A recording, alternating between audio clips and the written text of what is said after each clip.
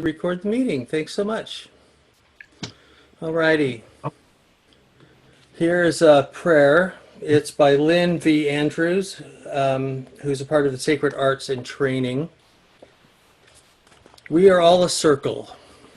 Our dreams and prayers are at their core. The same dreams and prayers. Our circle will lead out into the world and spread harmony over all the earth. To remind us of this circle, we envision one knot. This knot will bind us together in higher circles, each of us responsible for one other person's prayer, responsible for other person's prayer, and the prayer that our circle represents. So we offer our knots up to the Great Spirit. We are now separate, and we are now joined. May our prayers be as one. May our unique spirits thrive independently and together. Ho.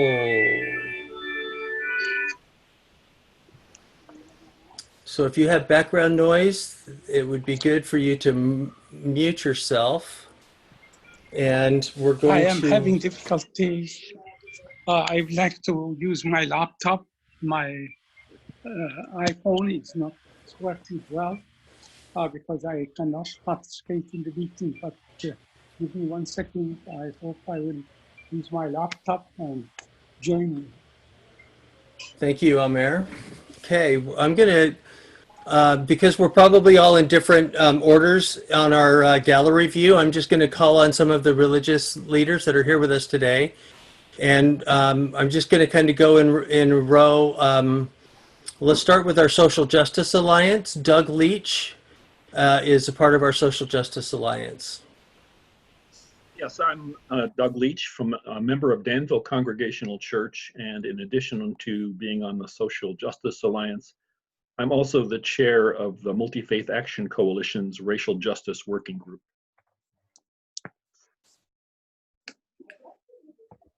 Great. Joe Kerner, is now a good time for you with the Social Justice Alliance to introduce yourself?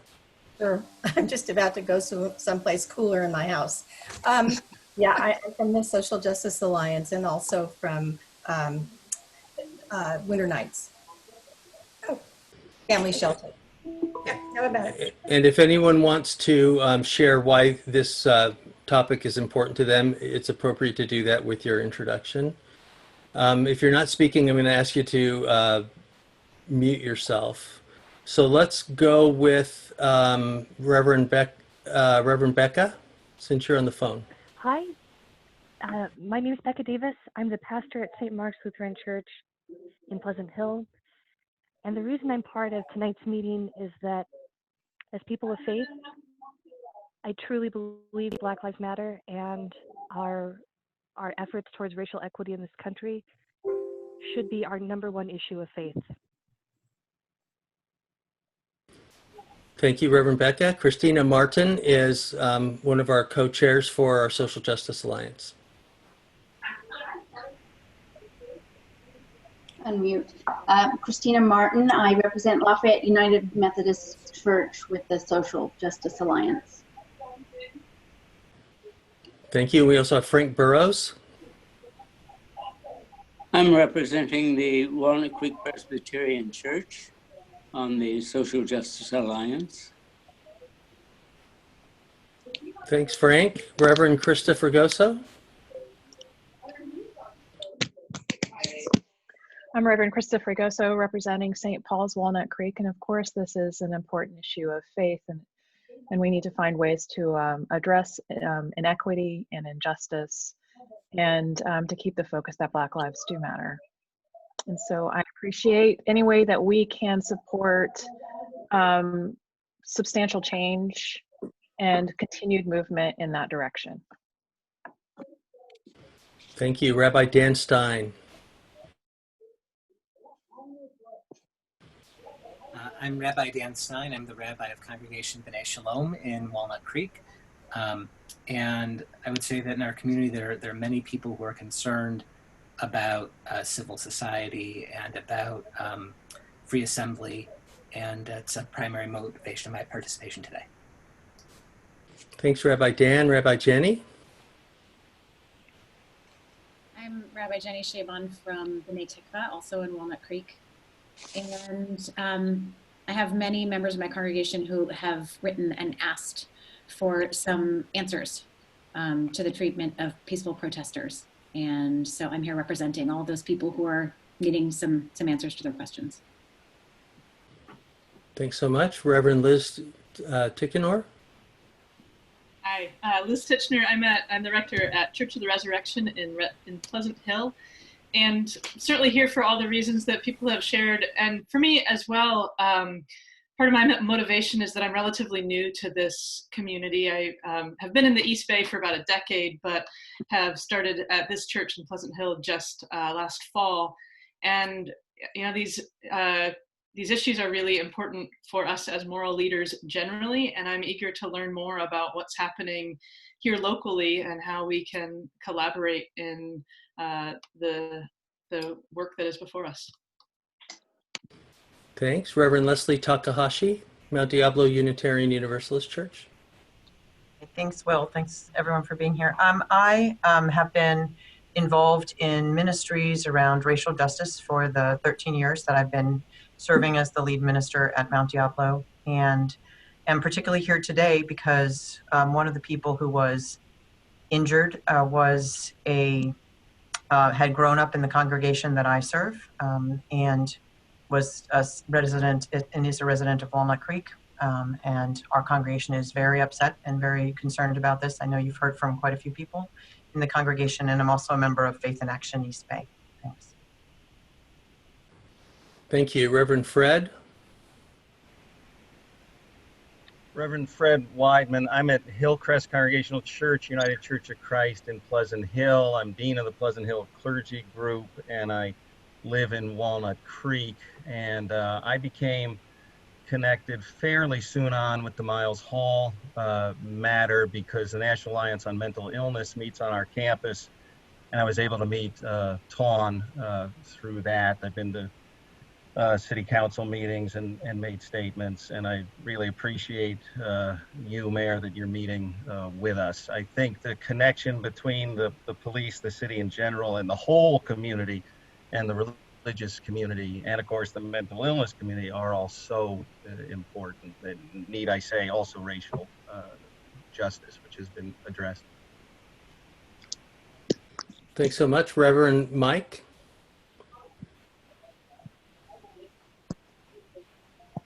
Hi, Reverend Michael Birch. I live and work in Contra Costa County. I'm representing Shell Ridge Community Church in Walnut Creek, and where I'm the senior pastor, and have been there about 3 years, a little less than 3 years, and have worked with various churches and universities on these issues for over 20 years on East and West Coast. And I'm interested very much in all of the things that my colleagues have raised as it pertains to Walnut Creek in particular. And also want to say thank you to the council for coming to the table to listen this evening. I appreciate that very much.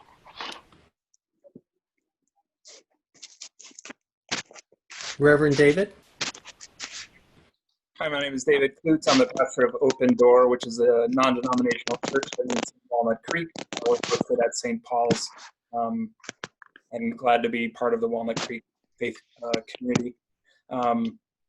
Yeah, I think I come to this meeting knowing that part of the role of City Council and part of the role of the police department is the preservation of safety and the status quo.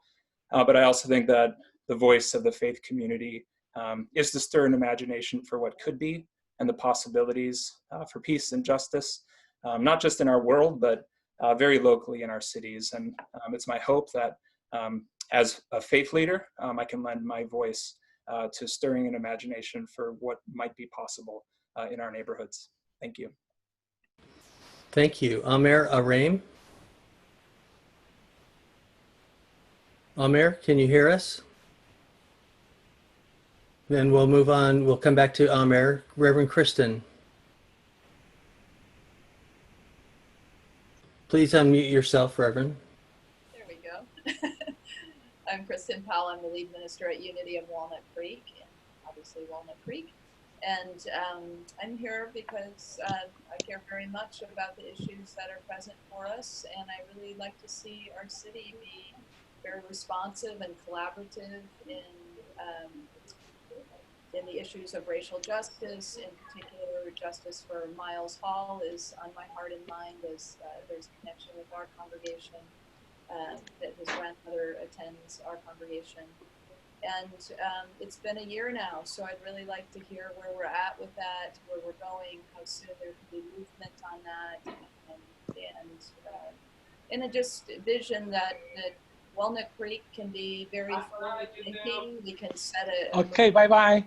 For human rights and compassion and collaboration, and I'm hopeful. So thank you for having this meeting. Amir, can you go now? Amir, can you introduce yourself?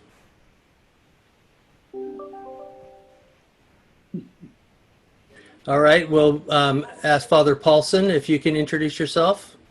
Amir, can you mute yourself until we can get back to you?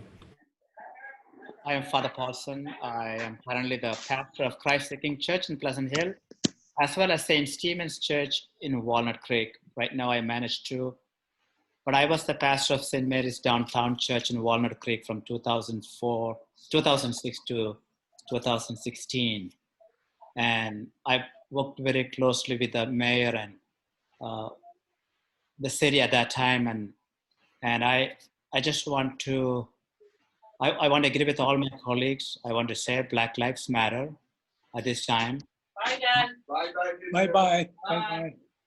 And I also want to say, I like to have us, I want a city to be a very inclusive city. I think most of our cities have that in our statements. I remember at Pleasant Hill, we worked as a clergy with our city when we made that statement. We even had a silent march to our city where our mayor and our police chief addressed us in that march. But more than any other time, I like our cities to really live out what we say in our definition, that we are an inclusive city. We respect diversity, and we want to make sure, especially those who feel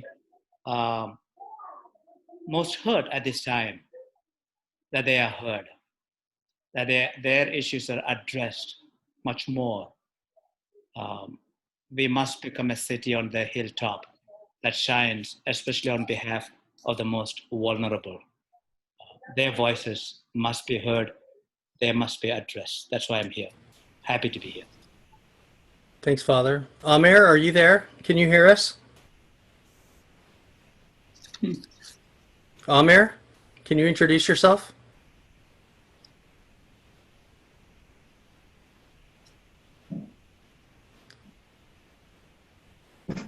Mayor, maybe you need to put Amir on mute because it's hard to hear with the background I was noise. going to suggest that, but it seemed a little rude.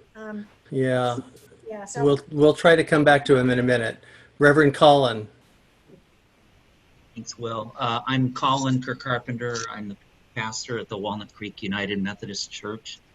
I've been there I will be marking my 3rd anniversary on July 1. I'm very concerned about what is happening in the Walnut Creek community. I'm supportive of all of our efforts as we try to move to a place where we can really realize justice in our community, especially for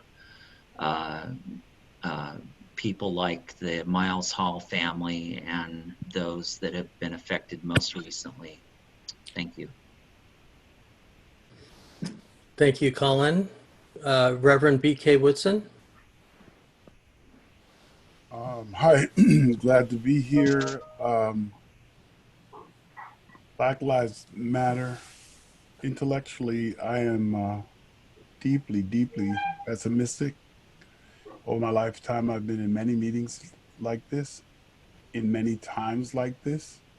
I think violence, and particularly violence when it comes at the hands of uniformed officers, can be a fire that just keeps burning through our communities.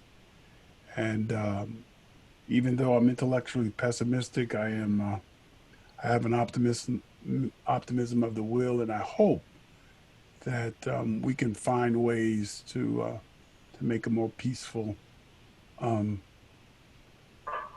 Bay Area, East Bay, and maybe you could start in Walnut Creek. I am a resident of Contra Costa County. I work in both counties in all East Bay among clergy. I didn't say that part.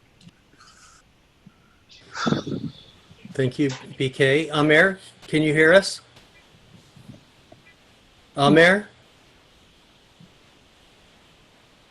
Reverend Barbara Barkley, please introduce yourself.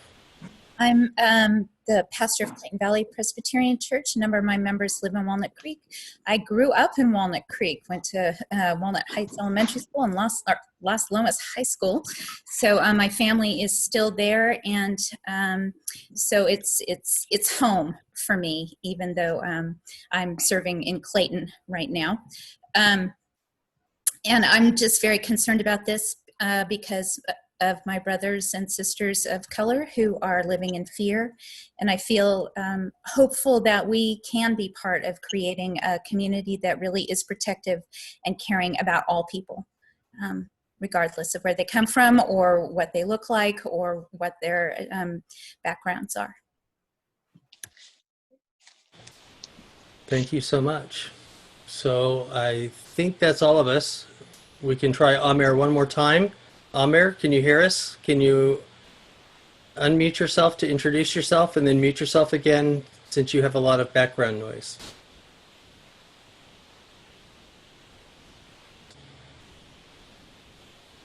Well, we're recording this, so if he wants to hear it later on, he can. Thank you. May I ask Kristen to reintroduce herself, because I couldn't hear because Amir's phone was making all that noise. So may I ask you to do that again? Sure. My name is Reverend Kristen Powell. I serve as the lead minister at Unity of Walnut Creek. And I care very deeply about racial justice issues, what's been going on in our city. Miles Hall is connected to, his family's connected to my congregation, his grandmother attends. And so, you know, it's been a year since that incident. And so I'd like to know where we are and how we can move ahead with justice and a new system that can really respond to mentally ill individuals as well as taking care of our people of color. So that's my primary interest, but I also believe in our right to peacefully protest. I'm very concerned too about the recent incidences around the peaceful protests. So again, I'm hopeful that we can collaborate and work together, and I'm really pleased that we have this time to get to share with you. And I know I represent many people, many voices in our congregation that feel very similarly and are ready to jump in. So thanks for And Mayor, I'll just mention that I serve half-time as executive director of the Interfaith Council and half-time as pastor of a little Presbyterian UCC church in Pittsburgh. And I did listen to the whole city council meeting last night until 2:12 in the morning with your send-off, and heard lots of good encouragement for the city council and really strong statements from young people as well as people of every age and life setting that really want to see some really good come out of this if possible. So thank you for having this meeting with us, and we want to get to know you with the city of Walnut Creek more right now. Okay, let me kick it off. I'm the mayor this year, Luella Haskew, and I grew up in New York, and I moved to California just before my senior year in high school, and what a cultural difference it was. I am, by definition, my career is as a CPA, and remarkably, it was a helping profession. You don't think of CPAs as being helpers, but I bonded to my clients, and they told me all their problems, and and we got to be really good friends besides.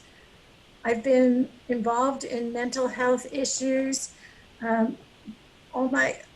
I started out, I think the first one was when I was a suicide prevention phone volunteer when we lived in Benicia. And then I went on to be on the board for several years of a drug treatment, New Connections, and was in Concord. It doesn't exist anymore, but they did a lot of good work. I've been on childcare boards. I've been on cancer support boards. I currently am the treasurer of the Kennedy King Memorial Scholarship Fund. And we just gave away a record amount of scholarships to young people of challenged standards, race, economic background, and we're really trying to make a difference in that world. I actually found my way into politics sort of, you hate to say it on a lark, because I was involved in politics a lot. But the year I was going to run, I didn't think there was anybody I wanted to vote for. And I figured the worst that could happen was I could vote for myself. And I won. And so that's pretty much how I've been here. And I've enjoyed, this has been a tough year. It's kind of hard to use the word enjoy. But I've enjoyed my career as a city council member since 2012. I'm going to yield to Dan. If you don't mind, Jay, why don't you go ahead and introduce yourself, and I'll go last if that works. Sounds good. My name is Jay Hill. I'm a captain with the Walnut Creek Police Department. I'm currently in charge of our patrol division. I've been working in that capacity for about 3 years, so basically everybody on the patrol side of the house falls under my chain of command. I've been with the department for just under 25 years. I'm currently the longest senior tenured person here at the police department, so I've been here for a while and I've seen quite a bit. I've never seen anything quite like what we've seen recently in my career, so this is new territory for us here in Walnut Creek. We're learning a lot, we're working our way through it, and we're open to new ways of doing things. And we're always reevaluating what we do and looking for ways to get better. That's one of the things we do, and so we appreciate the feedback that we receive. We are doing full after action reports on all of the incidents that took place here in town over the last month.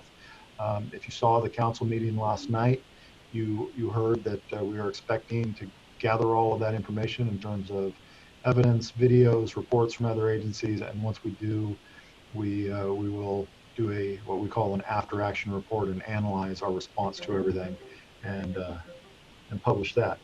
Other than that, I'm a Walnut Creek resident. I've lived here for about 10 years. My kids went to school here, and I love the town, love the community, and in addition to being a police officer here, this is my town, and I take great pride in it and want to see it prosper. And I'm Dan Buckshire. I'm the city manager for Walnut Creek. I've been in this role for almost 3 years now. Hard to believe it's been that long.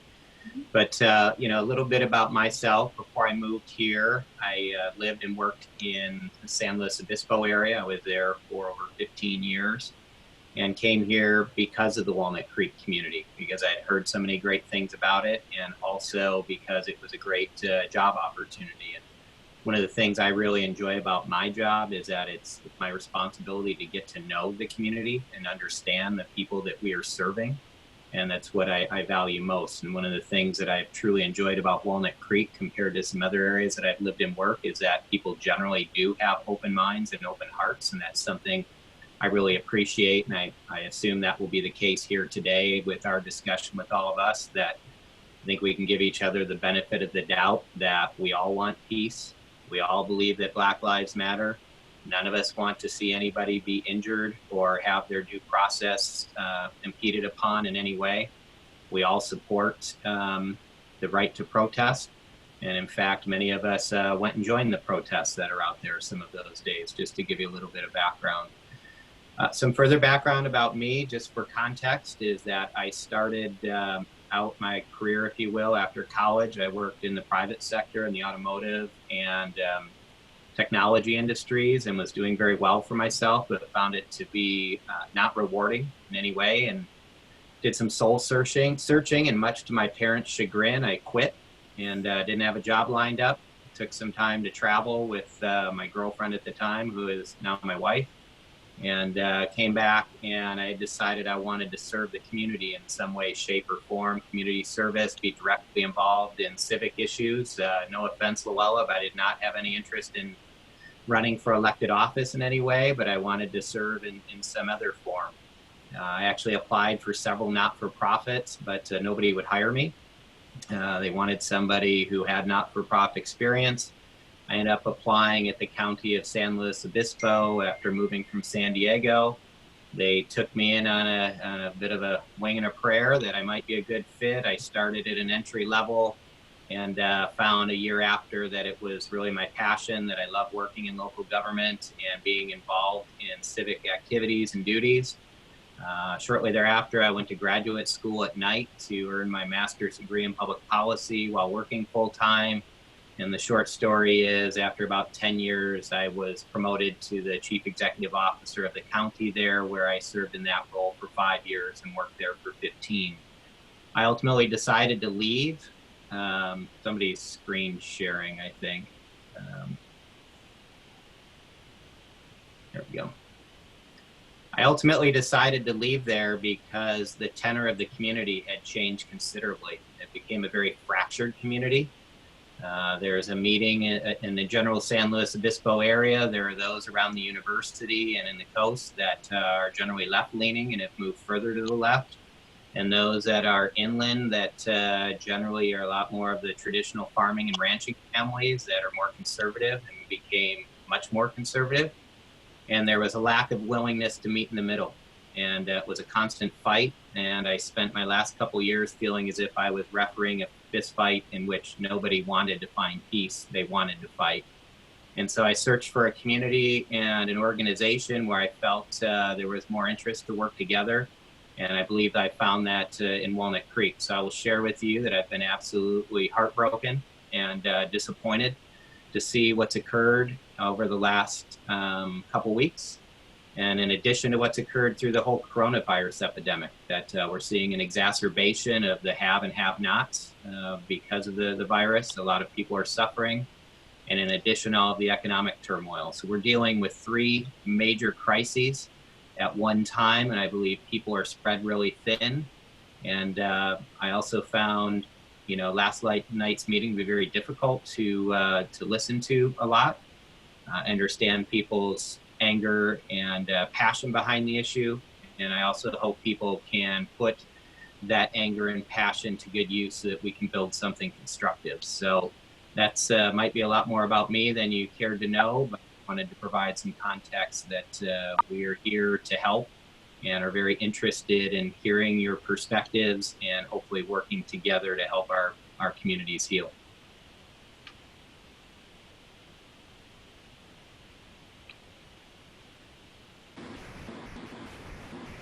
Okay, so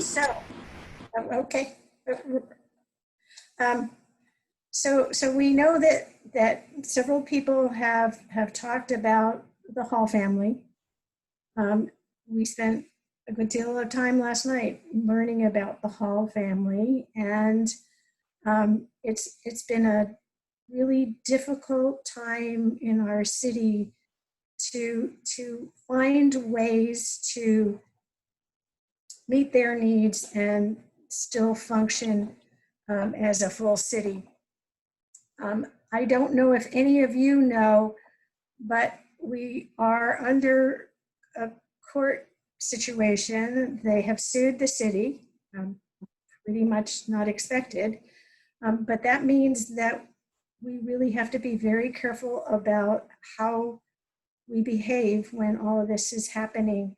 And yet we have managed, I hope, to have been relaying our compassion and our shared grief over the loss of a young life. And as I said, I have been interested in the mental health system for a really long time. And in my perfect world, the mental health system will be strong enough so it never ever gets to the situation that they had to deal with.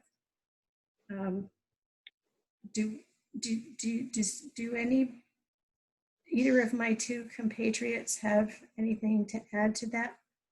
Yeah, I just want to add that, we've been working closely with friends and family of Scott and Ton, the group that calls themselves FOSAF, the Friends of Scott, Ton, Alexis Hall, to work through matters. But I also sense, and I'll be candid, that when I read the email that was sent about the agenda today, it seemed as if maybe some folks or whomever wrote that email have concluded about what occurred related to Miles Hall and some of these other matters. And I hope that's not the case. I hope there's a willingness to listen. And I would be interested in hearing from some folks what your perspective is of what happened to Miles Hall and the situation surrounding him and what's happened since, because I suspect there may be a significant gap in perspective, if you will, about what happened and what's occurred since.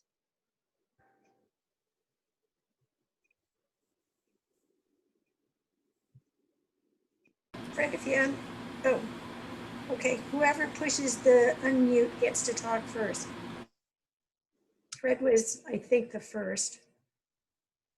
I'm happy to yield.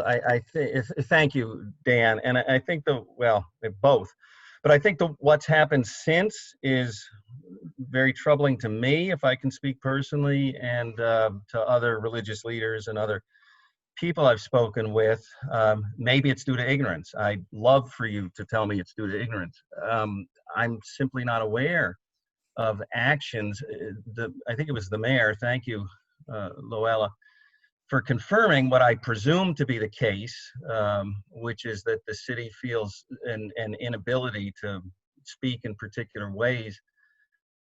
I hope and trust a court order that would disallow any progressive or constructive movement on the part of the police department or other departments to simply respond to needs in the community that may or may not be directly related to the Miles Hall matter. So things like de-escalation training, racial sensitivity training, bringing mental health workers on, training mental health work.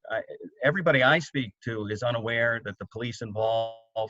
That's a whole nother matter, how that investigation is going and what we're being told about whatever investigation may or may not be happening. But also, what training have they received? What support have they received as people who just killed somebody? I'm not aware of any of it, and folks I speak to aren't aware of any of it. And boy, would we live in a 1984 world if a court matter is keeping a city from responding to just basic functioning that any city would need to do. So it's the what happened since that's really concerned me. To just speak briefly to the what happened, as you all know, among the heart-crushing matters here is that the National Alliance on Mental Illness, working directly with the Ton family, listen to me, the Hall, Ton, as we all know, directly to the police department and met directly with the police department about Miles. So it just yet another deep sadness here. So those are some quick responses from me. I'll go, and then Father Paulson, I saw you raise your hand too. I'll just share that one of the things that I'm interested in is if there's been any, if it was a matter of communication, because we know that Ton had been doing a lot of work with the city police and had actually called in to let this police know that day that Miles was having a mental health episode. And so I'm wondering if there's anything that's been addressed about communication within the department, communication within the department to make sure that whatever got in the way of the officer understanding that a mental health episode was going on, that they should have known, with the mother having already informed the police in general about what was going on that day, that could have changed things. Can can I ask a question? How much do you know about what actually happened? I mean, there's mental health breakdowns and there's mental health breakdowns. Do any of you know, besides the term, how he was behaving? We've only heard presentations from Town Hall to the Interfaith Council and some of the public presentations, but we haven't heard anything from the city or other folks about any other information that could have happened that day. Okay. Let's see if I can remember all of the things that really spoke to me, and yet I can share some of it, and if I miss any of it or get it wrong, Jay or Dan, would you please help me out? He was having a violent day. It was some kind of religious thing where he believed that he was a messenger or something of God. He got a hold of a 5-foot sharpened rod that was big and heavy and used for incredibly difficult to raise things. He attacked his grandma's house first. She called 911 because it was so violent. He was so nearly violent to her. She was terrified. I know that at some point he left her. He made her change her clothes into a red shirt, and she did. And then I think he left the house and went back to his own house, where he smashed the sliding glass door with his implement. Ton called 911, and she explained that he was being very violent and that she had escaped the house to basically maintain her safety. The neighbors, all of them called because he was out in the neighborhood swinging that rod and intimidating people. And one of the 911 calls talks about hearing a gunshot that I think might have been, I have no right to say this because I'm just dealing with it. I thought it might have been the breaking of the door. But there was a report of a gunshot when they came in. All of the things that you could hear, and it's actually available on YouTube. You can hear the 911 calls. All of them indicated that he was violent, strongly violent, and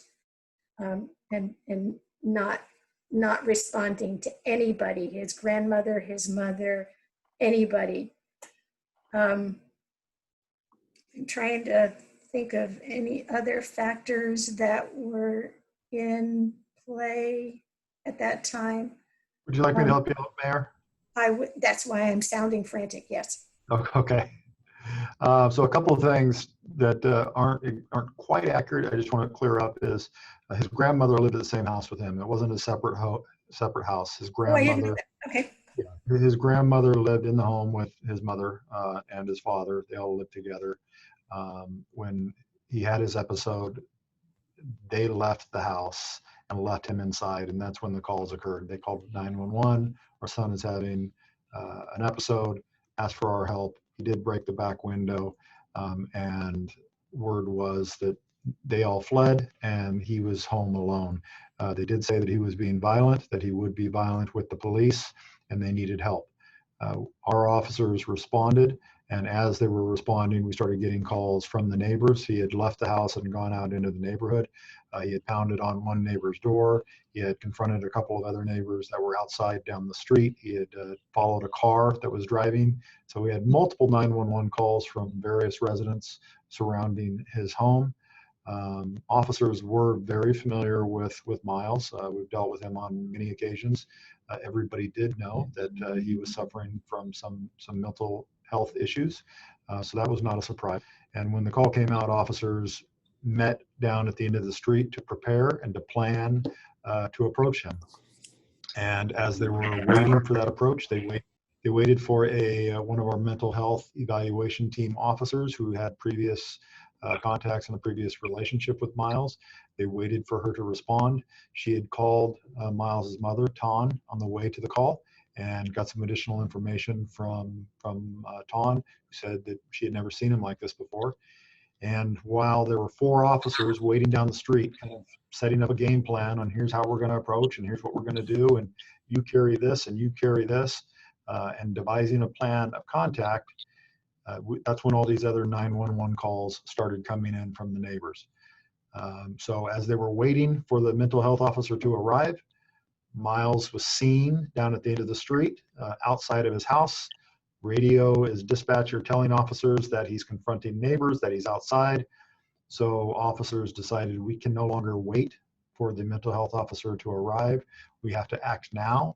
If we don't, we're potentially putting the neighbors and the other people who are calling 911 in jeopardy.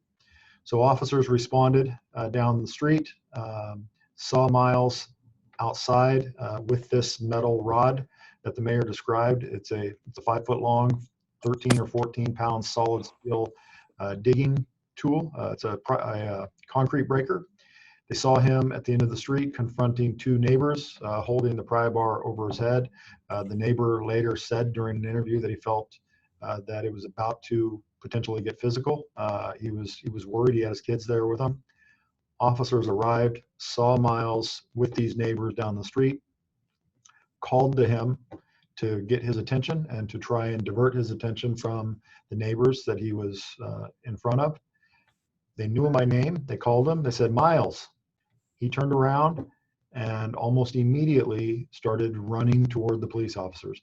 They gave him multiple orders to stop, to drop it, to drop the pole. They shouted stop multiple times.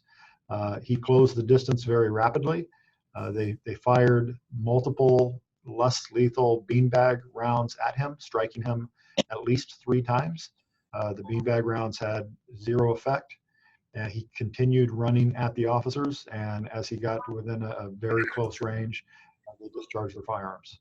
This entire incident, from the time that the officers arrived and called his name and said Miles, to the time shots were fired, was 18 seconds. There really was not a whole lot of time to try and de-escalate, to try and reason with them, to try and get him to calm down. It was a distance of probably 75 yards to 100 yards when they said Miles.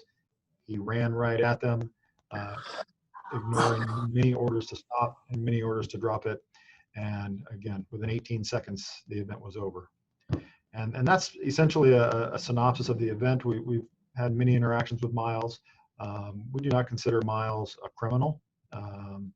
And we have deep sympathy for the family and the community for this event. But that's the synopsis of what happened. And as the mayor mentioned, this is available. We released a video to summarize this event, including radio calls and 911 calls, and it's available on our website under our transparency page. I think that's the same version I heard from Town Hall.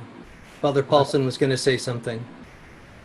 I wanted to say, I lived in that city for 8 years, and I have had very positive experience both with the city and police and all that. But having said that, it's when things go bad that defines a city. And the true measure of a city, the court, can be found in the way it treats its most vulnerable members. And Walnut Creek is a poor city. It's predominantly white. I've been there for 8 years. And when a person who is mentally challenged or a person who belongs to a minority group, and I'm a minority person too. Of course, I've been treated well in Walnut Creek. I don't have any complaints with that part. But it is very hard for neighbors and people to sometimes accept people who are minority or people who go through these issues.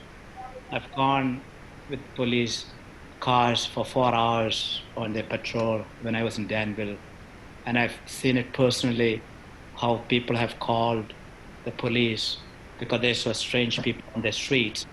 And when the police have gone and asked them who they were, and they were next door neighbors. So there is prejudice in our society.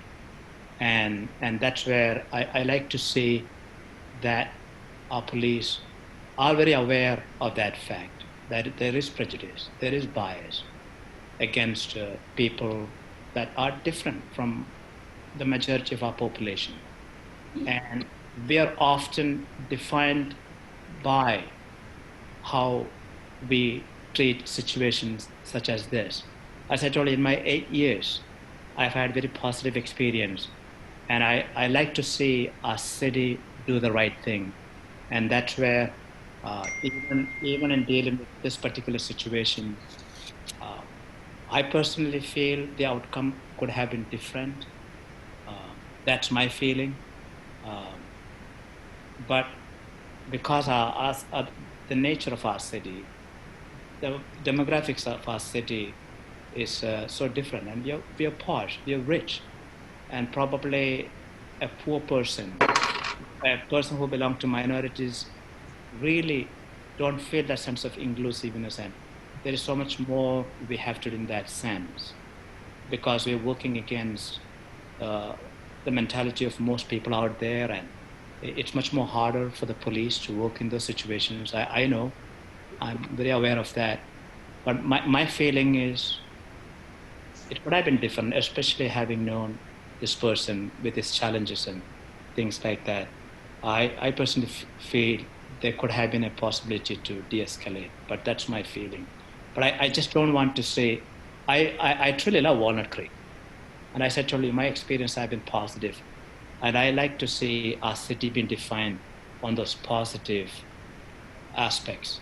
And in treating with the vulnerable, I think the way we reach out and deal with the most vulnerable in our city, especially a city like Walnut Creek, I think that's what eventually define who we are as a people, as the leaders of our city. Thank you, Father. Reverend Mike, you unmuted yourself. Did you want to say something? And then Reverend Liz and Reverend Kristen. Yeah, great. Thanks, Will. Thank you again, everyone. I'll try to just get directly to the point. I guess I have 3 questions relative to, what's going on in our world right now. One is, was all of the body cam footage released to the public, both officers? Second question is, do the officers still work for the police department? And how long had they been in service at the time of the incident? And then the last question would be if the city has any doing or any ideas about how the large majority of media material on this event that could be reviewed has been taken offline. And I'm just wondering if that's in cooperation with the city or if the city had any initiation in that. So those are my basic questions. Okay, I'll answer the first one.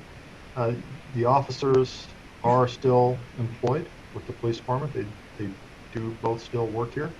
One of them has been here for roughly 3 or 4 years, but he's got prior experience at another agency before coming here. The other one has had a little over a year of experience at the time this occurred. She's now got about 2 years experience. What were can you repeat the other questions? About the media attention to this being blocked online. Okay. We have every intention of releasing everything relative to this incident as soon as we're able to. Our investigation, for all intents and purposes, is done, and we're just waiting for the final report from the district attorney's office before we close out our investigation to make sure that there's not something in there that we've overlooked or that we don't have to reopen and take another look at. So it's on hold, it's on a shelf, it's ready to go. All of our media related to this event, all of our evidence, all of our photographs, all of our body-worn camera footage, everything is packaged up in a folder And as soon as we get word from the DA that they've rendered a decision on this, we're ready to upload it all onto the Walnut Creek Police Department's transparency page and make it available for everybody to see. So we are committed to being transparent about everything, again, including all the 911 calls, the radio, the body-worn camera, all of it. It will be released. Okay, so I appreciate what you're saying, and I don't read sarcasm. I appreciate that you are following transparency practices. So some of our concerns might be that practices or policies that guide transparency might not be sufficient enough for us, even though or for the general population, even though you're following them. But I heard you say that all the full footage of the body cams have not been released. Is that correct? That's correct. And as far as the media stuff that had been released, posted, and then removed, that is the responsibility of who? I'm not sure what you're referring to. I'm not sure if anything being posted then removed. Okay, it might be the city who could respond to that. And if nobody knows, then that's a separate issue. But thank you for the response. Thank you. Just to add to that, I mean, we're all the city here, so I'm not. Do you have anything in particular you were referring to? I'm unaware of the city blocking any media release. Okay, good. So, and I would just add that the officers were taken off of duty for a while, for different lengths of time. There were, 5 officers, Jay, that responded, and they were off for different periods of time. They went through a psychological evaluation, a lot of discussion. There was support that's provided. As you can imagine, officers deal with a lot of trauma, so there are strong support groups for officers. They were deemed able to go back to work. And while we're waiting for the official DA's report, the DA did give an indication early that they did not initially see anything that would cause them to state that the officers should not be returned to duty. And so they received that informal release, if you will, from the DA. One of the things that's been very taxing is having to wait for the district attorney to finish their investigation and report. It's been over a year.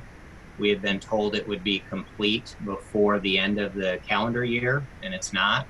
We are unable to legally release all of our investigative reports before the DA finishes. One, because the criminal review by the DA is part of the civil review that's done internally, the internal affairs. And secondly, if we release it ahead of time, it could be perceived as attempting to bias the DA report. So we have to be careful in what we discuss or release. We are ready, as Captain Hill stated, to hit the send button as soon as we get the all clear.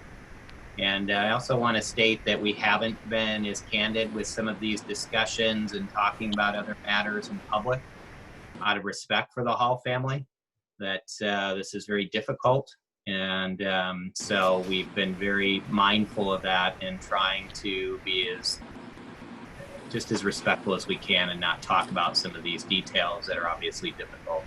Dan, for some of the folks in the mental health community, that's a little disconcerting because there's been no sharing that many of the police officers were able to have that kind of time, and folks are worried about their ability to be able to serve faithfully without that time. And so in some ways it's hurting your ability to be able to communicate with the mental health community and the faith community if we don't know that some of those precautions were being taken for their mental health as well as the families.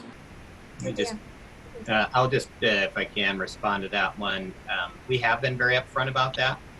We've spoken about that very publicly in several city council meetings. I think we may even have had something posted on our website, but I'm not 100% certain of that. And the response we've received is that they should not have been returned to duty at all. In fact, many of the speakers last night said they should have been fired or should still be off duty until the DA's report is completed over a year later. So there are many folks who are well aware of the efforts we've taken, that they did go through a psychological review. There are just many folks who don't like that answer and believe the officers should be found guilty of murder and removed from duty. And it's ultimately, I want to clarify, it's not our responsibility and authority as a city council to determine if they are guilty or innocent of their actions and whether or not they were appropriate. That's what the district attorney will ultimately determine. Okay, Reverend Liz, then Reverend Kristen, and then did I see a hand from Doug? And then Reverend Leslie. Thank you. First of all, thank you for taking this time with us. Dan, I really appreciated your grounding us in the shared commitment to trust good intentions, to remember that we have the same goal here of having a safe and healthy community. And I really think that is shared. For me personally, especially being newer to this community, it was helpful to hear the full story, Jay, from your end, what your officers were facing. I imagine it was terrifying and a really, really challenging situation to respond to, and especially one that was unraveling really quickly. From my perspective, one of the responsibilities that we as faith leaders hold is to watch our communities, our nation, for patterns. I think that's some of why we are here having this conversation, is not just because this heartbreaking thing happened that ultimately resulted in Miles dying, but because there's a pattern that we see. And I think I would be remiss if I did not highlight the fact that it was 5 years ago today that a white man entered a Bible study in a black church and shot and killed 9 people. And he was arrested alive after committing this atrocity. And I would think, I don't know all the details of it, but would think that he was far more dangerous than Miles. I don't doubt that Miles was violent, that he was posing a threat to neighbors and to the officers as well. But that is the pattern that I witness in our country, that when white people commit atrocities and are dangerous, they are often, not always, but often able to be apprehended alive. And when black people are witnessed to be, not even witnessed, but in this case, yes, he was witnessed to be posing a threat, to be dangerous in his neighborhood. But even when it's just a perceived threat that belies our deeply baked in racism, they end up dead. And that is the pattern that I think that we see again and again and again and again. And in any particular instance, I think that we can say any number of things that justify the action. And you know, I have a lot of heart for those officers in responding to an incredibly difficult situation. And I don't know, I'm not a police officer. I don't know what all the options were. I'm glad that they at least tried the beanbags first. My question, though, is what, if any, changes have been made in the police department's policies in how to respond to these situations so that there might be other options. They might be trained in other ways to, I don't know, shoot someone's knees or something. I just find it so deeply troubling that police do have the wherewithal to apprehend violent white criminals alive, and yet this man with, albeit a heavy and long and sharp metal pole, it's not a gun. What else could have been done? And so I would love to hear what you're learning, what you're researching, how you're augmenting your training, if you are, so that this doesn't happen again, that there might be other ways to de-escalate in non-lethal ways. And thank you, I really appreciate your willingness to share. I know this is vulnerable to be on the spot, and I'm grateful to be in the conversation together. Thank you.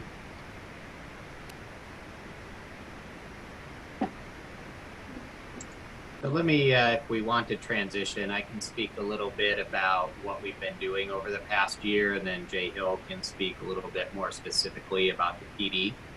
Thank you very much.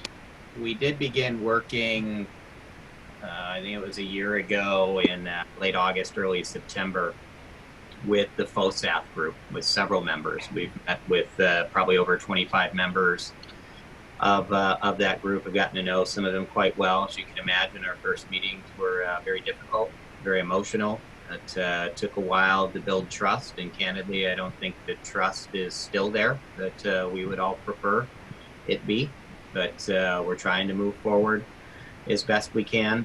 We've some of the goals have changed a bit for what FOSAF would like, but the ones more recently that we've discussed are obviously alternative uses of force, and we'll speak to that. I'll come back to what we're doing, that there be an independent investigation, that there be a mental health crisis response, and that there be additional training for implicit bias, discrimination, and I feel like I'm missing one here, but basically, yeah, implicit bias and then discrimination and inclusion training. So those are their main asks. They're still asking that the officers be removed from duty, which candidly we've not agreed to.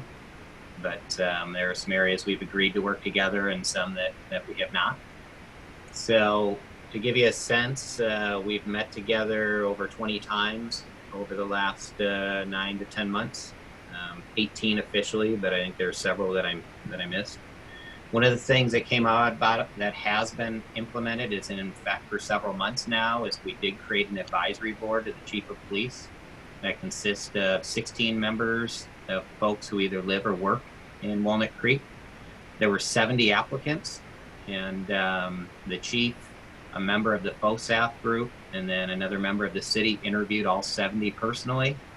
They settled on the 16, have met a few times. There are 3 members of the FOSAF group that are on that committee, and they are tackling some significant issues. Use of force, they're reviewing the 8 Can't Wait, they're going to be discussing the protests and some of the issues that occurred, as well as several other matters that they've been tackling in their first few months. And candidly, it's been difficult for the group to connect as much because of the coronavirus and the ability to meet in person, but they're doing everything obviously remotely. So that was one of the requests from FOSAF that has been implemented, and it's been working very well.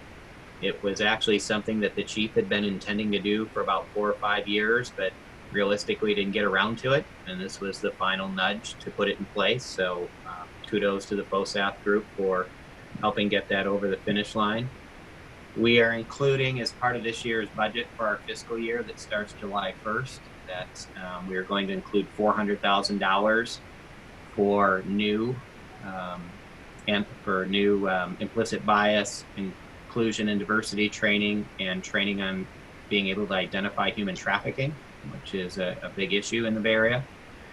That works out to about $1,000 per employee. We also intend to use some of that money for potentially holding some community listening sessions or some type of follow-up beyond just the training for how do we implement change in the community. And this is in addition to the training that our PD and some of our other employees already received. I'll let Jay Hill speak to what's been in place already. This is in addition to. I do want to highlight that we are planning to incorporate this money, this additional money, even though we have to cut $12 million out of our city budget because of the economic collapse related to the coronavirus. We're laying off upwards of 10 to 15% of our workforce, and yet we are planning to include this money for this effort because we think it's important. It's not occurred yet, and we don't have it all mapped out. Candidly, we've had to divert our efforts significantly with the outbreak of coronavirus to move everything online to help ensure public health. So we're a little further behind in actually having the training occur than we would like, but we're working on that. In addition, we had been working in concert with the FOSAF group to create community forums or listening sessions. We've identified and been talking to 7 different facilitators in the midst of trying to select one. We had been planning on holding that in April or no later than early May. But again, it was put on hold because of coronavirus. And we were thinking we might be able to hold it in person by now, but it seems more likely we may have to do something online, which I don't think is effective for something as emotional as this, but it may be the only choice we have if we want to do it sooner than later.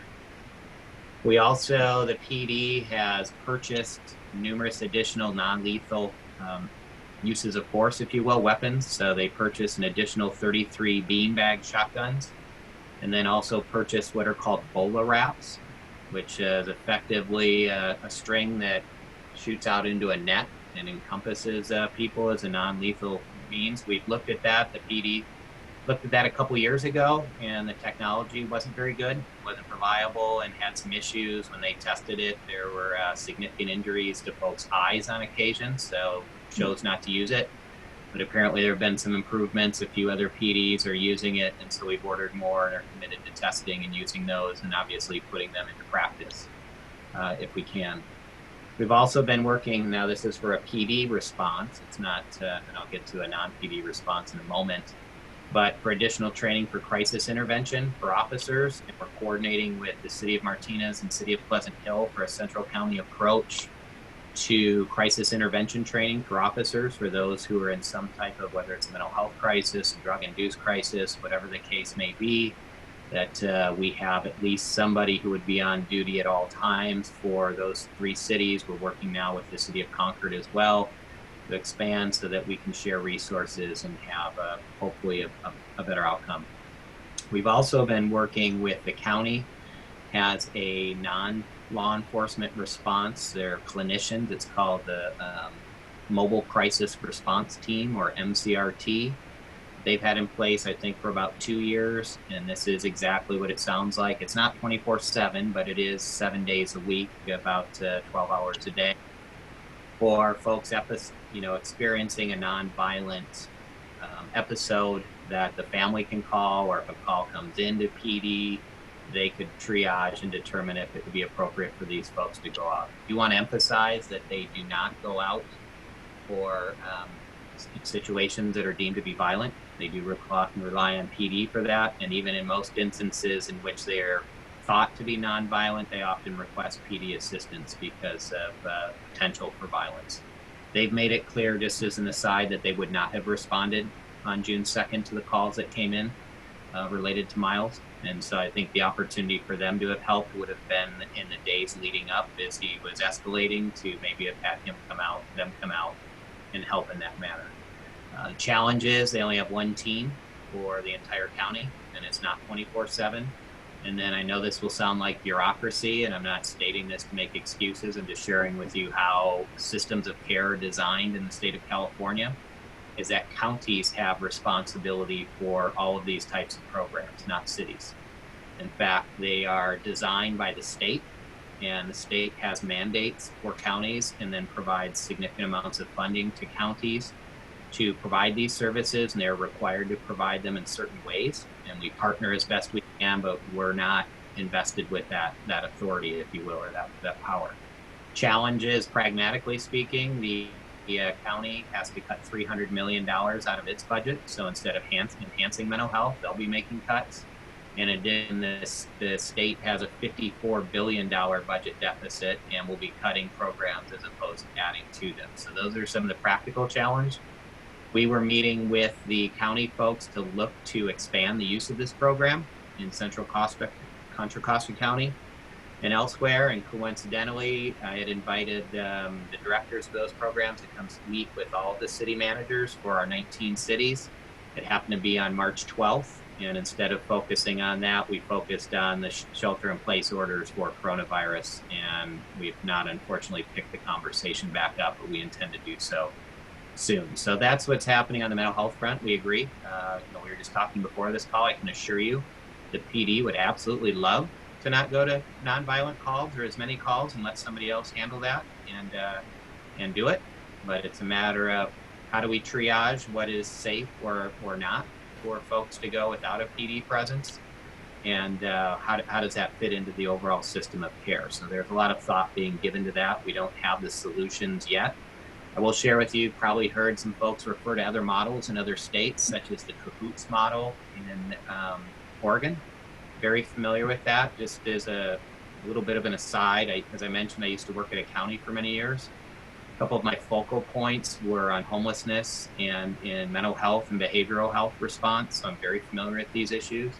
The CAHOOT model is very similar to what is in place here. It's just they're structured a little differently. They're state and local governments, but it's fairly similar to this mobile crisis response team. It's just more robust and has been around longer. I'll be candid, I was surprised when I moved here that this program had only been in place a couple years. In San Luis Obispo, we'd had one in place for over 15 years, so I was rather shocked that an area that's considered to be more progressive in the Bay Area hadn't had a program like this. I don't know if it was a funding limitation or something else, but I'm very encouraged to see that the folks at the county, at least conceptually, would love to expand this program and make it more available, but it's really, it's a pragmatic issue of funding, so there'll be more discussions on that.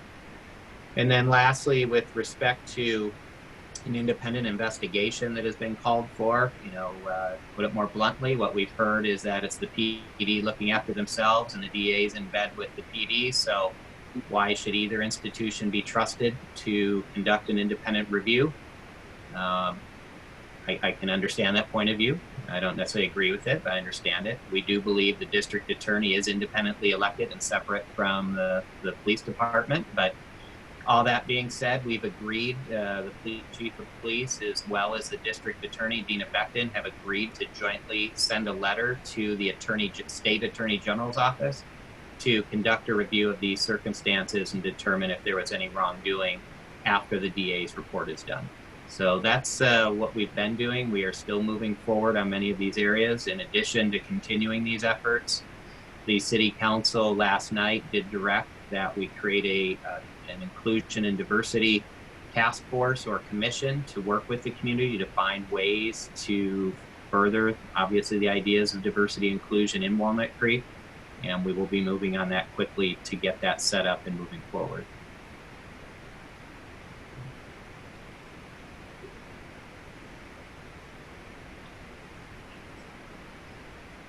I certainly don't have anything to add to what Dan just said. I think you covered it all, Dan. I wrote a few points down, but you hit on all of the things I was going to address. Jay, did you have a sense of, has there been any conversation of how you would have liked that situation to have gone? Has there been any other in-house police conversations about better practices? I certainly would have liked for it to have gone differently. If there was any way that it could have ended without anybody firing a weapon and Miles still being with us, that would have been everybody's preference. I can say that unequivocally. I've got to be careful here because, as we've talked about, there is a lawsuit pending, and to address some different possibilities is probably not a good idea at this time. But we all certainly wish that this would have turned out differently. And there's a lot of factors that went into play that caused it to turn out the way it did. I already mentioned we had 18 seconds from that time we got there till the time the situation was over. It wasn't a whole lot of time to consider other options. But yeah, I wish I could speak to that a little more, but I really don't think I can under the current situation. Reverend Kristen, then Reverend Leslie. Yeah, well, two things. One, I had a little bit different story on what happened. I appreciate that you filled in, Captain Hill, a lot of the details. And hearing that a mental health officer was contacted, I'd love to hear more about what's currently in place. So if something like this happens in Walnut Creek again, how does that mental health officer play into it? At what point do they get called in? Because I do know, I heard from the Hall family that they heard from, I believe it would have been the mental health officer, I'm not sure who that person is, that they were affirmed that they did everything right, like exactly, like they were the poster family for having followed the procedures. And I believe they called the day before even when there was an escalation of some kind. The other part of this, the story that I watched the video and then saw and heard that I thought seemed important was, I think Miles was facing his home and the officers were more toward I don't know if they're right in front of his home, but they're facing out from his home, and that the family understood that he was running toward home, and so that he actually was going around the officers. And from the video I saw, it looked like he got shot from the side and the back. So I'd love to hear from you what happened in that regard. And then also what happens right now regarding mental health response. Okay. We do have what's called a mental health evaluation team officer. Currently, it's an officer by the name of James Davis. He works full-time as a mental health officer. He works not just in Walnut Creek, but in other cities in the county. That's the same position that the other officer who was on duty back on June 2nd of last year used to fill. And the mental health evaluation team officer generally responds after the fact. He is not the one that's going to be the first one to respond. If we get a 911 call of somebody having a mental health breakdown or crisis, a uniformed officer is going to be the first one on scene. It's not going to be the mental health officer. They usually will do the follow-up. He gets referred to after the fact, collects all of what we call 5150 reports. When somebody gets committed for psychiatric evaluation, they'll contact the family in the following days or weeks to come and see that they're getting the help and the resources that they need. But that officer is generally not the person responding in the field at the time of the crisis. So currently that is still the case. If somebody calls and reports a mental health crisis, a uniformed officer, whoever's on duty, is going to be the person to respond. That's the first part of your question. In regard to the other parts, in terms of where Miles was, and he was not near his house. He was not in front of his house when this occurred. It was on the street over. So he was running. He would have had to have run past the officers, around another street, and then back to his house, kind of in a U shape, in order to get back to his house. His house was behind the house that he was in front of at the time. If he had wanted to get home quickly from when the officers first saw him, when they saw him down the street and called to him and said, Miles, if he would have ran through the backyard of a house right there and hopped the fence, he would have been in his own backyard right there. Miles had been known to hop fences in the neighborhood before, so it wouldn't have been that usual if he was trying to get home very quickly, run through the backyard, jump a fence, and he's back home, and he never encounters the officers. But instead, he ran toward the officers, and what would have been a long way around to get back to his house. So just to address that point, he was not shot in the back. Again, I don't want to get too much into the specifics of the event. It will all be shared when we can. So that's about all I can share in terms of specific details. Thank you. Okay. Before we move on, I'd like to ask if it's okay if we extend our meeting to 5:30, if everyone has the time for that, so that we have time to talk about the June 1st incident. Does that work for everyone that's still on the call?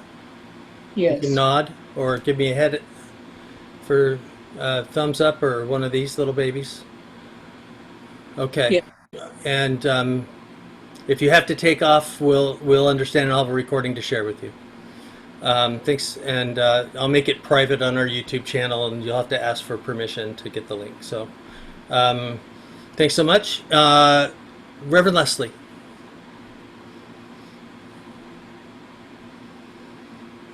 Did she have to leave? Oh, dang. Reverend Leslie Takahashi. She put something in the chat room here that I'll read for us. It does not look like there will be a chance to speak as the manager. Important information to share. I will say that the young woman, Sarah, who was shot by the police, has a brain injury that looks as if it will be much more long-term. The city will be hearing from the family, who's been putting the health of this young adult first. I was preparing to share some thoughts, but understand that it was more important to hear from Mr. Bakshi. So if we can turn our attention to what happened to Joseph Malat and Sarah Tuning, we'd love to hear more about this, and especially the use of tear gas, dogs, rubber bullets, and if there's been any policy conversations since June 1st as well.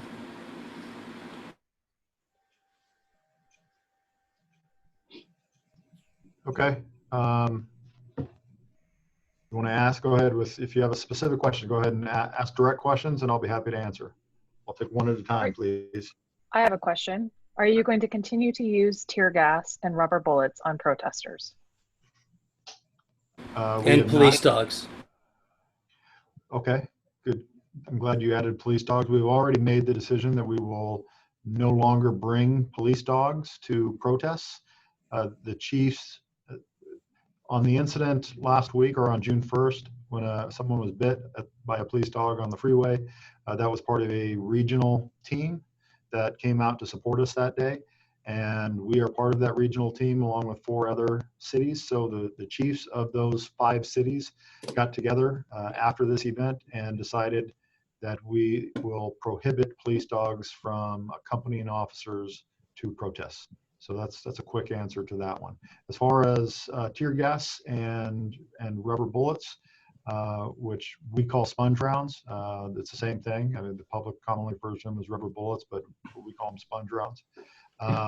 Those have not been prohibited. We will evaluate our response to these incidents as well as any incidents in the future. But as of right now, there has been no decisions made to prohibit the use of those items. They will be used, could be used in certain circumstances. There is no intention to use those on what we would term a peaceful protester. The incident that occurred up on the freeway, if you listen to the report last night at the council meeting, it was not what we would term a peaceful protest. There were reports of vandalisms and windows being smashed of vehicles on the roadway, of people being spit on in their cars, being spit in the face, people on top of cars, people that were really scared to be in a situation trapped in a car on the freeway with nowhere to go. They were given multiple orders and commands to leave the area before tear gas or sponge rounds were used. So they were used on that situation. I'm not going to say they will never be used again at this point. That is not a decision for me to make. That's a chief of police decision. And by the way, I never said this before, but the chief of police would have loved to have been here today. I am sitting in for him. He had another commitment, but normally this would be something that you would hear from the chief directly. But as of right now, no decisions have been made to ban the use of rubber bullets or tear gas, but we were certainly willing to listen to those discussions and look at policies on when they might be implemented.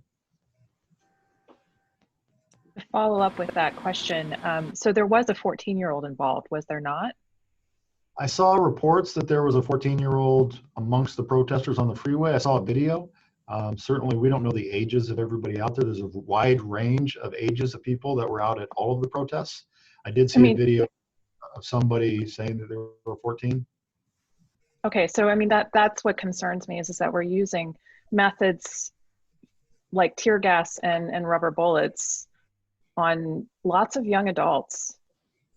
And spitting, I know it's a terrible thing, but I don't see that as violent. So so I guess the follow-up question is what is violent? What determines violence? I guess that's subjective. If you don't consider somebody spitting in your face as violent or smashing out the window of your car as violent, I think that the term violence is subjective. You may have a different idea of it.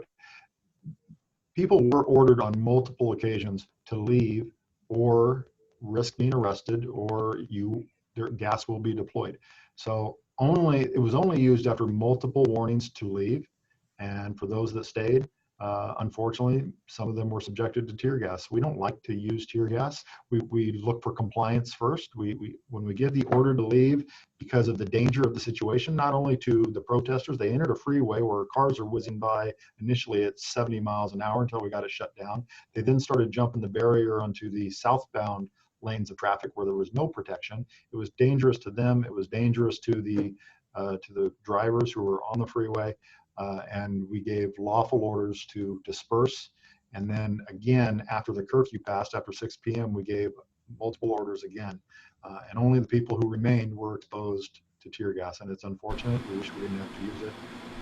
Thank you. So Jay, one of the questions I'll just follow up from Krista's question that kind of came up for me, and I heard both sides of it during the city council conversation last night. Is there a policy that once a protest goes onto the freeway that is no longer a peaceful protest? There's no policy about that. For one thing, when it enters the freeway, it is now California Highway Patrol jurisdiction. When they started heading up the on-ramp, it was no longer ours, and we notified the CHP, they're coming your way. And we responded to the CHP for their calls for help. They asked for code 3 emergency assistance, that their units were being surrounded. And so we responded to assist CHP. Somebody did ask me, I believe it was a council member, I think it was council member Mayor Pro Tem Wilk, asked that question about, is it not a peaceful protest because it enters the freeway? The protest that entered our freeway, I would not call a peaceful protest at that time. It was all great up until that point. We had no issues up until they entered the freeway. But I would not go as far as to say that any protest that enters the freeway is by definition not peaceful. I wouldn't say that. I want to add, if I could, I just want to provide a little bit of context. And those of you that tuned in last night heard a lot of this already, and I'll do it in a more abbreviated manner than what was covered last night. But for those who didn't have that opportunity, is there were 3 very distinct events that occurred. One was the looting event that occurred on May 31st. One was the protest that we were just talking about on June 1st. And then there was the big, large protest on June 5th. There were several other events that occurred prior to that, but those are the big 3. So what we began seeing is a time frame of May 28th, 29th, which is the Thursday and Friday before that. And we started seeing a lot of chatter on social media about targeting Walnut Creek for violence. And again, this is after violence had occurred in other cities. Hard to tell what's true, what's not. We're talking about thousands of posts, many fake accounts. Some of you may have heard us mention there were actually fake City of Walnut Creek accounts that were created that were attempting to incite violence, daring people to come to Walnut Creek because we would take them out. We worked with social media to try to get those taken down, only to have new ones pop up and kind of playing the whack-a-mole game. We had a couple detectives as well as our communications folks monitoring social media 24/7. And what the big focus was on the June 1st protest. And there were a lot of folks calling for it to be peaceful, and there were probably just as many folks calling for it to be violent. And we didn't know what was going to occur. Subsequent to that, there was a protest plan for that Saturday, the 30th, in which, 40 to 50 people showed up in and around Civic Park and on the corner of Ignacio Valley Road and Civic Drive, where folks often protest. We see them there on a regular basis year-round.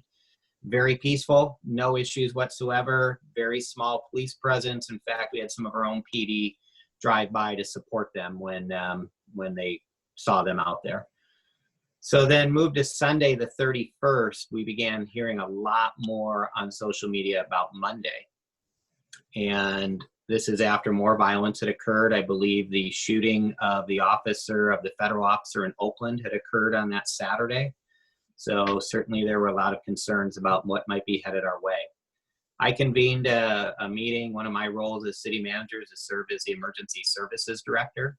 I'll state that looting events and pandemics are rather unconventional. I'm more accustomed to dealing with earthquakes, fires, and floods, but in any event, it's that type of an environment. I convened a meeting of our executive team on Sunday afternoon in order to prepare for Monday's events and what we should do. And we had made the decision that we were going to wait and see what played out. We thought it was premature to have a heavy presence for Monday, and I intentionally made the decision to not issue a curfew on that Sunday. About 45 minutes later, we began receiving reports that there were droves of people showing up in downtown Walnut Creek with their license plates covered up. And 10 minutes after that, the looting began, and there were 600 people that then destroyed about 40 businesses, a couple $1 million worth of merchandise. And I'll share with you, and then after that, that's when I put the curfew into effect. We've been heavily criticized for being too soft on the approach, for not protecting folks and protecting downtown. Highly criticized that we should have taken a stronger hand, and that we just let protesters loot and riot in downtown. The discussion, and I'll defer to Captain Hill here in a moment, but the overall objective was safety, to keep everybody safe, including those that were stealing. Shortly after the event started, somebody was shot. We believe it was one of the looters was shot by another looter. When a situation is dangerous like that, paramedics do not go into the scene. They wait for it to be secured by law enforcement. So there's actually one of our officers that rendered first aid to the individual that was shot. It was generally chaos. You had people who were downtown. You had business owners that were scrambling for safety, amidst roughly 600 people looting. And the PD. But Dan, do you have a policy of putting people before property? Absolutely. The highest priority is people before property. And exactly what was done that day. Nobody lost their life. There were no severe injuries. And candidly, I defer to PD, but had tear gas not been used in that circumstance, we don't know that it would have ended the way it did. It probably would have spread to other parts of the city and potentially turned into burning down the city in addition to looting. There were attempts to do so. There were also attempts, people leaving downtown, headed to a neighborhood, that they were going to take the fight to the neighborhood. And fortunately, our PD headed them off and they turned back downtown and eventually left. So, the options for PD, there's video. I don't know if you've seen it. Some folks are highly critical that our officers were just standing by, watching people loot and steal merchandise. They weren't just standing by, they were securing other areas to prevent the spread. And in addition, there aren't many options. When there are that many people, that few of officers, initially, there's a chance to be overwhelmed. And then the question is, how do you engage? And so the options are, you hope people stop and eventually leave, maybe make some arrests, but you either engage in hand-to-hand combat, if you will. Not combat's a bad word, but in hand-to-hand approach, or it escalates to additional uses of force less than lethal or lethal, and all of those were avoided. And so the thought was not to turn this into more than a looting event and not turn it into a potential loss of life or people being injured. And from our perspective, the PD was very successful in that, and we'll take the criticism that we lost a few $1 million and there were 40 businesses that were damaged, and some people probably lost their livelihoods as a result because their businesses may not be able to operate for some time. And I just think that summarizes how sad the event is when we think it's a great outcome that 40 businesses were destroyed and millions of dollars of merchandise were stolen and people were fearful for their lives, and there was a shooting of one individual, but that was a positive outcome. So that gives you a sense, and as you can imagine, it shifted our view on how we prepared for Monday. So there were still calls for a peaceful protest, and there were also calls to, let's do that again in Walnut Creek. Let's show them that that was a warm-up. And so as Captain Hill noted, we were hoping for the best, but preparing for the worst. We had a stronger presence than what we would have preferred. And as Captain Hill noted, the protest was generally peaceful for almost the entire time. By generally peaceful, I mean there were still cars that had windows broken out. The Lesher Center had a window broken out. There were some minor skirmishes here and there, but nothing too significant. And obviously, the PD helped close off the streets so the protesters could march down Ignacio Valley Road in California. Okay. So I'm just recognizing we have about 20 minutes left, and we have a few folks that haven't been able to ask any questions. Barbara, Rabbi Dan, Christina, BK, Reverend BK, Joe, any of you have any questions?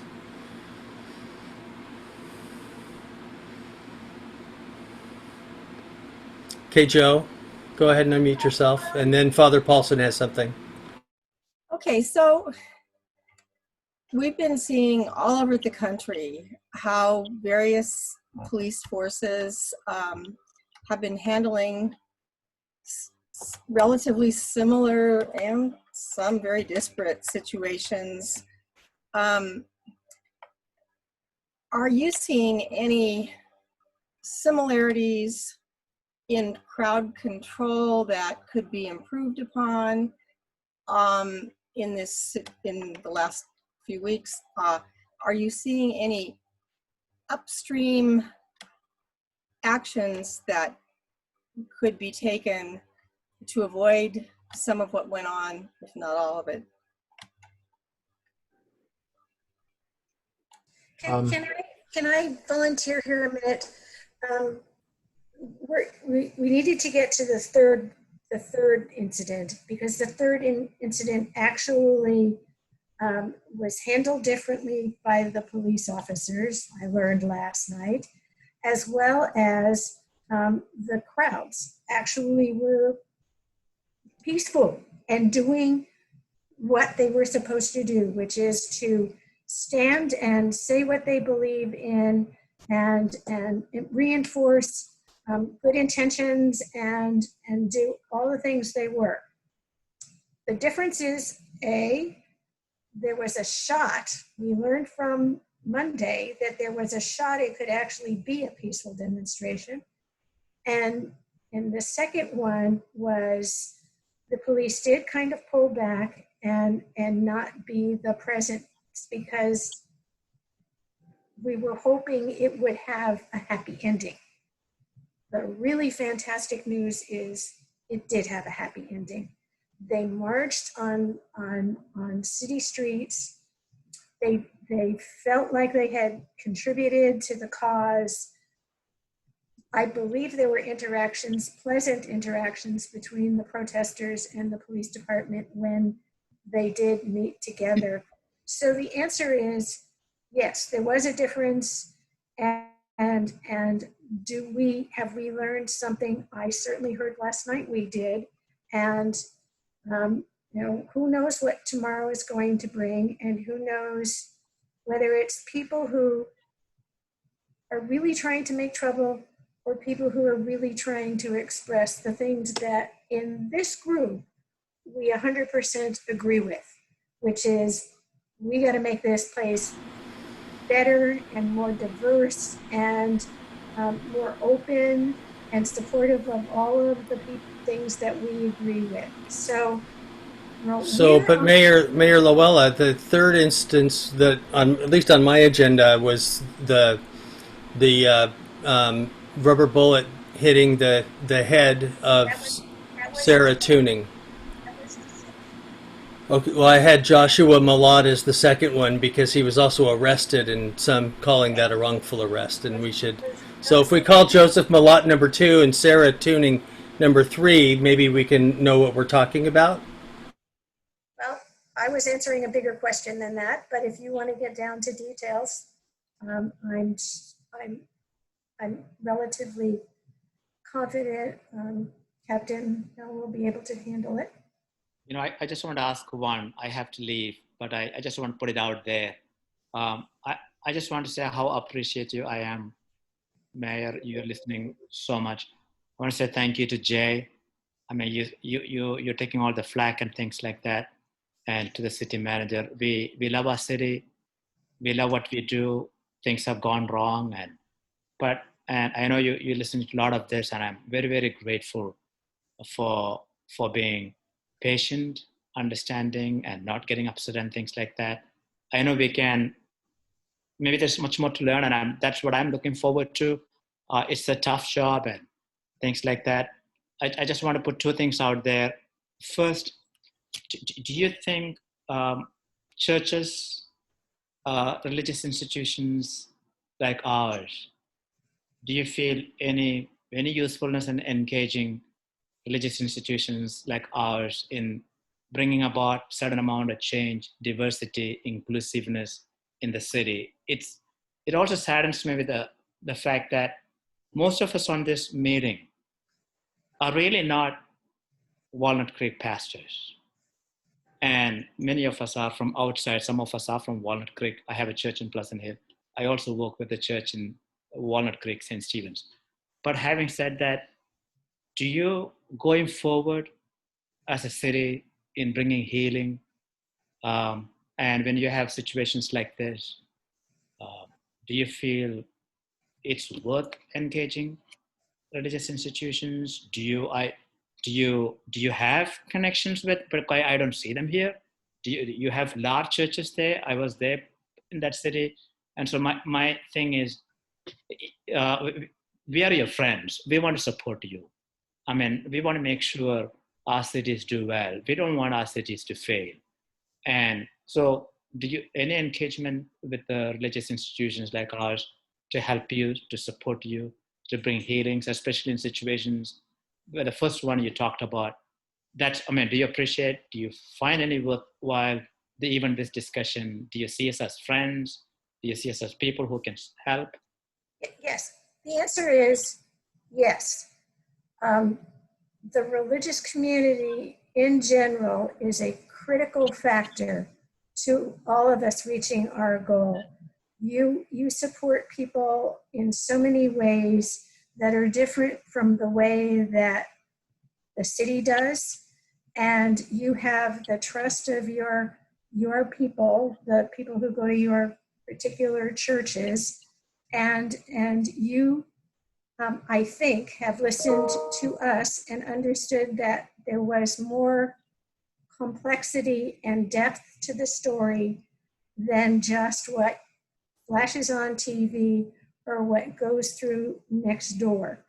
It's very difficult, and there have to be split-second decisions in all of these things, and we're trying to be as prepared as we can be. But if everybody just draws a line in the sand and says, no, this is the right, this is the wrong, we're never going to get anywhere. We're going to be like the Democrats and the Republicans. We're here because we want to make unity for our whole community. And you are a critical force for that. You can see the depth of our complexity, and we understand the depth of your complexity, I think. Thanks, Mayor. Because we have limited time here, and I just want to make sure that we're talking about Joseph Malott and the issue of not just the rubber bullets, but the tear gas. And Krista put a question there for all of us to see in the chat if there's time. You know, if Berkeley and Oakland are considering banning tear gas, will Walnut Creek consider that as well? What's your policy on rubber bullets? What has to occur for them to be used? And are you reconsidering these policies? The answer is everybody reconsiders everything that happens. That's part of what the officers are doing by looking at what happened. We listened very hard last night to how people reported. We've stopped the dogs, although there was only one, but we stopped dogs. We are looking to see what's working. We're counting on people to really emphasize that if we're going to have a peaceful demonstration, the operative word is peaceful.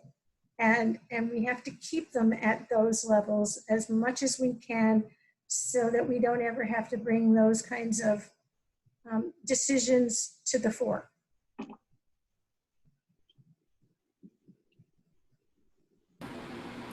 Officer Jay Hill? Yes. As the mayor mentioned, we will consider everything as part of this after-action review. As I previously mentioned, there is currently no plans to outlaw the use of tear gas and or rubber bullets, but we will consider that. What does concern me to some extent is when we start taking things away and taking options away from officers to deal with these circumstances, so at some point our hands become tied. If we're out on a protest where lawful orders have been given to disperse and we don't have tools to make it happen, what are we supposed to do? Say, pretty please leave? So we have to have some tools available to us in instances when people are refusing to comply with orders. And whether or not tear gas continues to be that tool remains to be seen. But if this becomes a movement that the communities demand that tear gas, rubber bullets not be deployed, they are what we consider less lethal devices. They're not intended to do permanent damage, and they're intended to. Are officers given MANT training? I received MANT training, MANDT training, when I worked in a household environment working with developmentally delayed young men who could sometimes be a risk of harm to themselves and others. And this was our way of making sure that they couldn't do harm to themselves or others with the kind of physical holding and ability to keep them from hurting themselves or others. Is that a part of your training at all? I've never heard of that. Training, I've never heard that expression. MANDT. It's used by mental health workers all over the world. I don't know what that is. I'd like to pose a question, Will? Okay. Yeah. Thanks, Jay, for your response. It just reminded me of something I was thinking earlier in the conversation about, well, we've all said we appreciate how much you guys coming and talking to us, and with 20 clergy, demanding some information and answers about unfortunate events. I could see where it would be, you'd take it personally perhaps, but I don't think I haven't heard anyone else say, not even before this, that, we're concerned about things that you or anyone else here personally should have done better. And what did you do your job? Maybe somebody, I don't think that, but my issue is when you say something like, if you take away our tools, what are we going to do? Say, pretty please. That's actually right what we're talking about. I guess the question is, how much is the Walnut Creek Police Department and the City Council ready, willing, and have already spoken to each other prior to this moment that you are going to thoroughly engage the police reform movement that's streaming across this country, or are you going to dodge it? And when you say things like you're just taking our tools from us, I feel like we're missing the point that we're actually looking for a cultural shift. We're looking for a new way of thinking about how we do criminal justice. And so I don't think that anyone here would say that the goal is to make police more vulnerable. But the goal would be to learn a different set of skills or an additional set of skills that would fit into a different kind of system. If all you think of is, if you take our tasers and you take our rubber bullets and you take our smoke and you don't picture change, then yeah, that probably does look scary to you because you can't see anything that's going to stand in the gap for you. But we're calling into question, and I know many of us here have a lot more questions, especially after this evening, about a number of aspects of policing in Walnut Creek. So we're hoping that you'll hear us say that we want to move things ahead in a way that changes, not to accuse individuals necessarily. People want to do that individually, I suppose they can, but we're looking for an openness that says you recognize that this is the time of significant reform or you get left behind. I think that's what I'm wanting to do. And to follow up on that, Mike, thanks. I put in the chat room, as the City Council read the Movement for Black Lives policy platform. It's about 350 pages. It's on multiple websites. That's the main page that gives you the links to all of the other arenas that include reparations, Invest of S, ending the war on black people, political power, community control, economic justice, respecting protesters and all of that, as well as trying to address the criminal justice system. But has that become a part of your conversation? Yes, it has. And let me jump in here. So we are interested in changing to make improvements. And it's absolutely what we want to do. And I wish the situation were as simple as some of you are making it out to be. If it were, we would have already made these changes and they would be done. And so it's not that simple. So we are absolutely interested in making reforms where we can. And I know we're going to wrap up here in just a second. So I want to leave you with something that you can think about what you would do. So right now, there is a lot of chatter on social media stating that there is going to be a rally tonight to take it to the wealthy people in the neighborhoods. And that there's a lot of chatter about this being a violent action to threaten people in neighborhoods. So I leave you with that. Think about what you think we should do and how we should respond to that. Should we not have PD present? and only have social workers to talk with folks? Should we have PD there? And if so, what should we do if it turned violent and people were breaking into individuals' homes and terrorizing folks? So I thank you for your interest tonight and the invitation. I hope that we can work together. We very much want to do so. This was very informative. I appreciate all the work all of you do. And I ask again that this be the beginning of the conversation, and that we can continue to work together to help our community heal. We all have that same interest, and I certainly hope for everybody's sake that social media is wrong tonight and that this is a peaceful protest and not something that's more maligned. So I wish you all well. Nice to meet you. Have a good evening.